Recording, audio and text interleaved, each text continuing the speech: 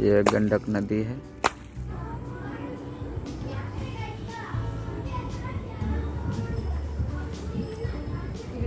देखो वहाँ लगता ना दूसरा समुद्र में जा रहे हैं। ये एक समुद्र है, दूसरा समुद्र। इस मिट्टी में जो आप कुछ छोटे छोटे पौधे देख रहे हैं, यह घास है। इसे जई कहा जाता है। और अभी थोड़ी देर पहले आपने एक और देखा था, वो भी ऐसा ही पौधा था, लेकिन वो गेहूं का था।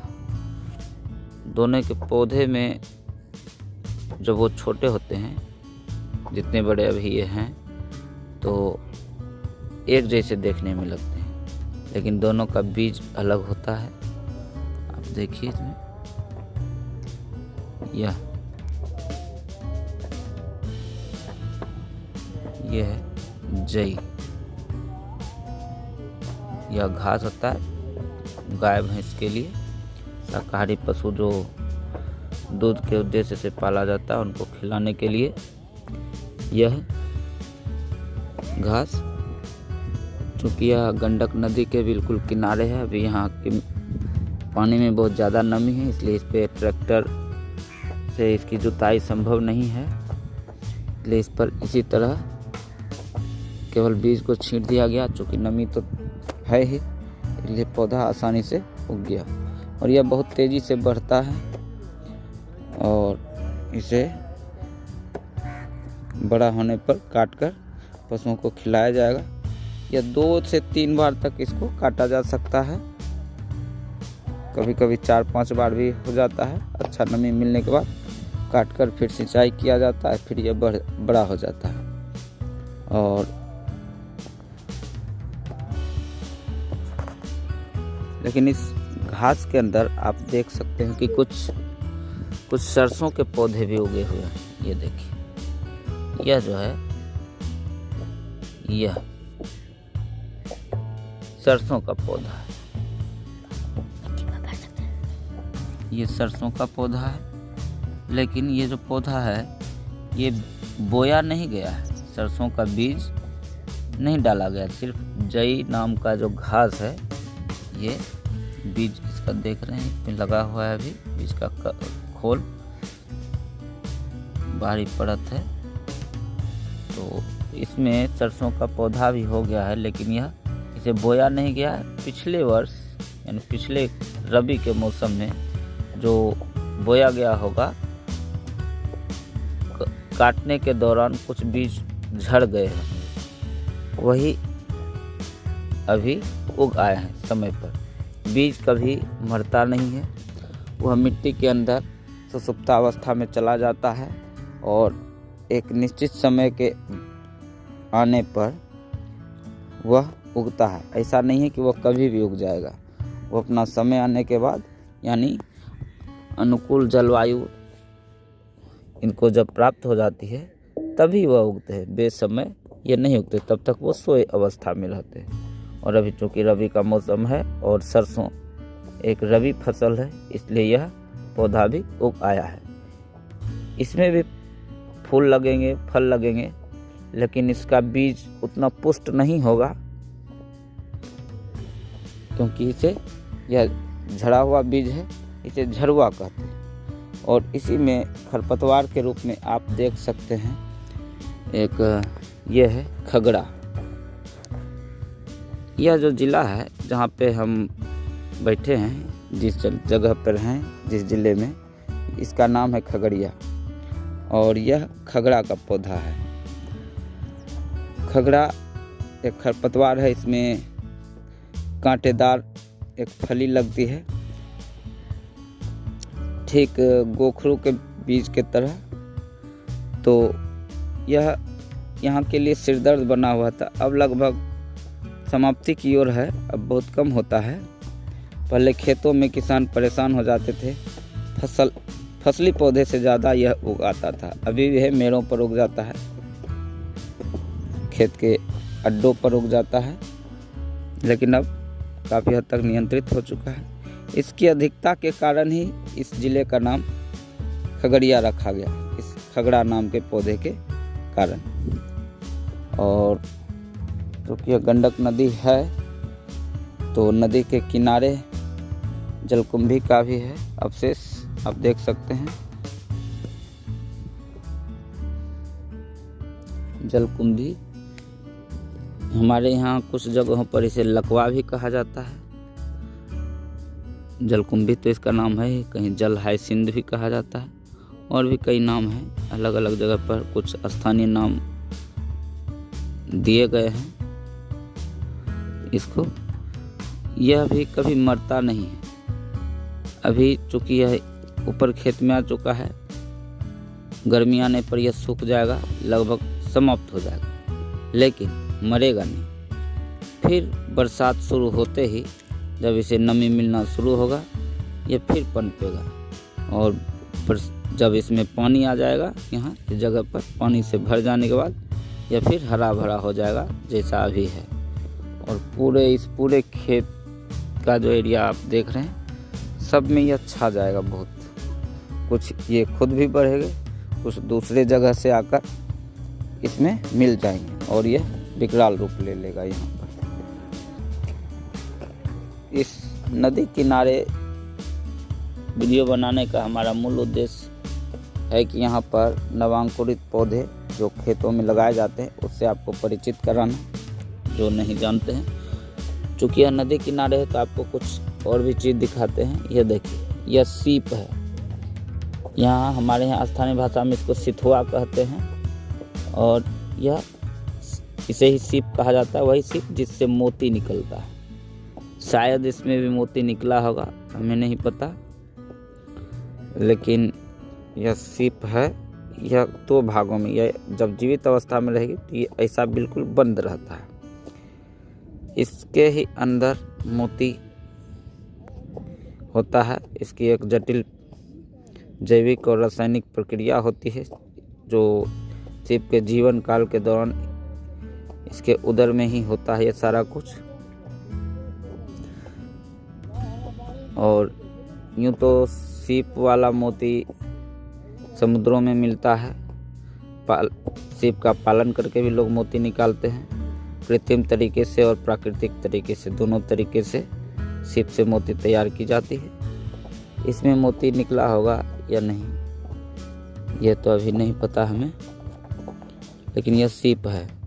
प्राचीन काल में जब चम्मच जैसा कोई उपकरण नहीं था भोजन करने के लिए, या घरों में जो सब्जी या मसाला डालने के लिए हम चम्मच का प्रयोग करते हैं, वह नहीं हुआ करता था, या लोगों के पास उपलब्ध नहीं थी। अभी भी कुछ आदिम जनजातीय लोगों के पास, जो अभी भी सभ्यता से काफ़ी दूर है, शहरी सभ्यता से, वह इसका प्रयोग करते हैं। इसे चम्मच के रूप में प्रयोग करते हैं, भोजन के लिए भी, और नमक मसाला जैसे कुछ चीज़ों को प्रयोग करने के लिए। एक मापने वाले यंत्र के रूप में, एक मापने वाले उपकरण के रूप में, बर्तन के रूप में इसका प्रयोग करते हैं। यह छोटा है, यह काफ़ी बड़ा भी होता है, ठीक उतना बड़ा। यह समझिए कि एक खाने वाले टीस्पून के साइज का है, जबकि यह बहुत बड़ा कलछी या चम्मच, जिससे हम साग सब्जी पकाते हैं तो उसमें प्रयोग करते हैं, उतना बड़ा भी होता है। जो हमने आपको जई नामक जो घास का पौधा दिखाया था, नवांकुरित पौधा, और यह देखिए इस खेत में जो आपको हरे हरे घास, छोटे छोटे दिख रहे घास देखिए पौधे, यह गेहूं का पौधा है। इसके अंदर बीज होगा, इसकी जड़ों में। अभी चूँकि यह पौधा बिल्कुल नया है, आपको दिखाते हैं, देखिए शायद इसमें लगा हो, इसके हाँ है इसमें, आप देखिए ये गेहूं लगा हुआ है इसमें। इसको हम लोग बाहर नहीं निकालेंगे, नहीं तो ये पौधा सूख जाएगा। और इसी गेहूं के खेत में एक कौनी या बनकौनी कहा जाता है एक पौधा, वह भी ऐसा ही दिखता है, लेकिन दोनों में थोड़ा बारीक अंतर होता है। लेकिन जो किसान है वह उसे पकड़ लेते हैं उसके रंग से, रंग भी क्या, पौधे का रंग तो सब हरा ही होता है, इसी में होगा, लेकिन उसकी जड़ें हल्की लालिमा लिए होती है, जबकि गेहूं का पौधा पीलापन लिए होता है, उसकी मतलब कि मिट्टी के अंदर का हिस्सा। तो उससे देखकर पता चल जाता है कि ये कौनी है, और किसान उसे घास की तरह जहाँ तक संभव होता है नियंत्रित करने के लिए उखाड़ देते हैं। और देखिए एक चना का पौधा है यहाँ पर, ये आप लोग, अभी तो समय है, बाज़ार में चना का साग बिक रहा है, तो आप देख सकते हैं ये खेतों में चना का पौधा है। ऐसे चूँकि ये नदी किनारे की ज़मीन है, तो यहाँ चना आसानी से उगाया जा सकता है। चना की खेती में अधिक पानी या सिंचाई की आवश्यकता नहीं पड़ती, इसी कारण इसे पहाड़ी पठारी जैसे जगहों पर आसानी से बोया जाता है, क्योंकि वहाँ सिंचाई का साधन नहीं के बराबर होता है और इसे सिंचाई की आवश्यकता अधिक पड़ती नहीं है, इसलिए चना की फसल अच्छी होती है। इस खेत में भी गेहूं लगाया हुआ है। यह थोड़ा अधिक दिन हो चुका है, 4-5 दिन ज़्यादा हो चुका है इस खेत को बोए हुए, इसलिए यह पौधा थोड़ा ज़्यादा बड़ा हो गया है। इसके खेतों की आकृति को ध्यान से देखते इसमें आपको दूर के हिसाब से दिखेगा मेड़ लगे हुए हैं और इसमें एक नाला नुमा आकृति बना हुआ है। यह सिंचाई के लिए है,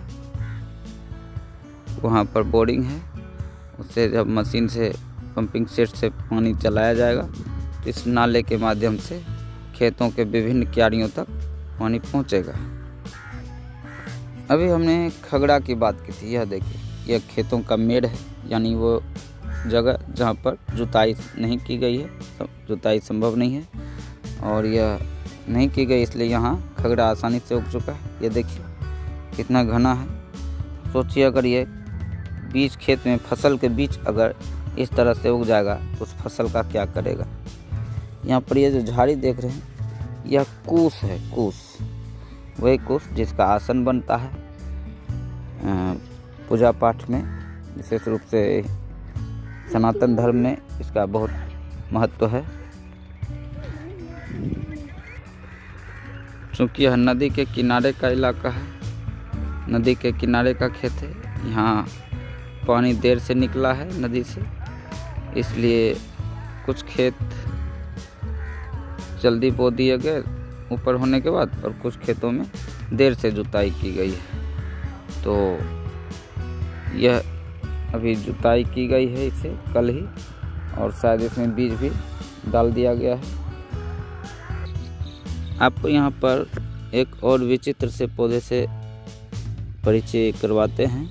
यह देखिए, यह जो दिख रहा है यह पौधा, इसे घुर्मी कहा जाता है, घुर्मी या गुर्मी, क्योंकि यह बहुत बड़ा पौधा होता है, लेकिन यह क्योंकि बोया नहीं गया है, यह खरपतवार के रूप में झड़कर बीजों के झड़ने से हुआ है, झड़ुआ बीज है, इसलिए बिल्कुल छोटे में, जबकि अभी खेतों में जुताई भी नहीं हो रही है, इसमें देखिए फूल लगे हैं, और जब तक उन खेतों में जोते गए खेतों में पौधा होगा तब तक इसमें फल लग जाएंगे। लेकिन ये फल बिल्कुल मुश्किल से बेर या जामुन होता है, उसके साइज का ही होगा, अधिकतम आकार उसका उतना ही होगा। यह किसी काम तो ऐसे नहीं आता है। हाँ, औषधीय गुण है इसमें, औषधीय गुणों के जो जानकार होते हैं वह इसका प्रयोग करते हैं। अभी मैं आपको इनके इन सभी तरह के नवांकुर पौधे से ही परिचय करवा रहे हैं, क्योंकि अभी इसके फलने का समय नहीं है। समय आने पर जब यह इसमें फल लगेंगे तो हम एक बार अलग से आपको इन पौधों से परिचय करवाएंगे। इसे मिट्टी निकालने के उद्देश्य से गड्ढा किया गया है, लेकिन अब बरसात में चूँकि नदी किनारे है तो यहाँ पर पानी भर गया और यह पानी अभी खेतों में सिंचाई के काम आ जाएगा।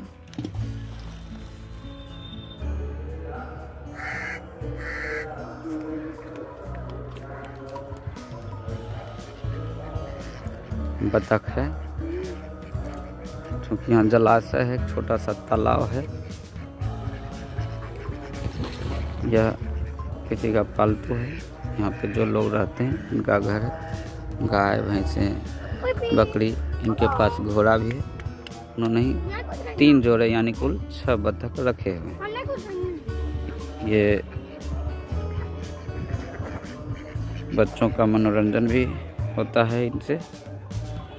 इनको देखने के लिए आसपास के बच्चे आते हैं।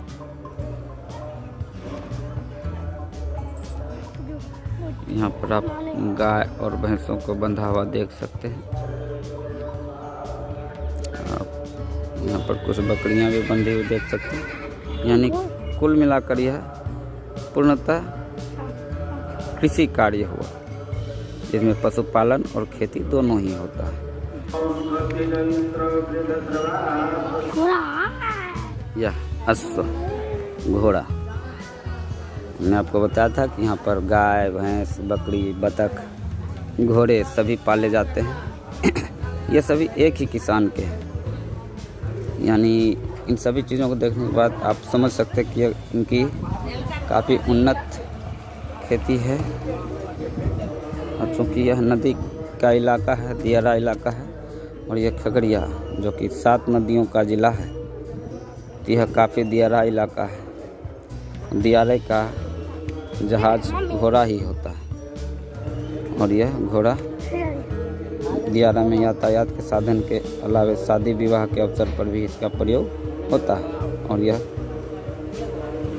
किसान जो इसको पालते हैं उनकी आजीविका में महत्वपूर्ण भूमिका निभाता है। अभी हम जो कुछ भी आपको दिखाए थे ये सभी इसी क्षेत्र से, इन्हीं खेतों से हमने शूट किया था।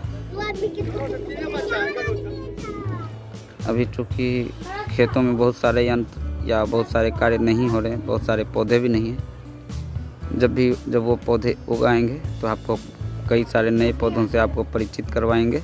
मिलते हैं अगले वीडियो में। नमस्कार।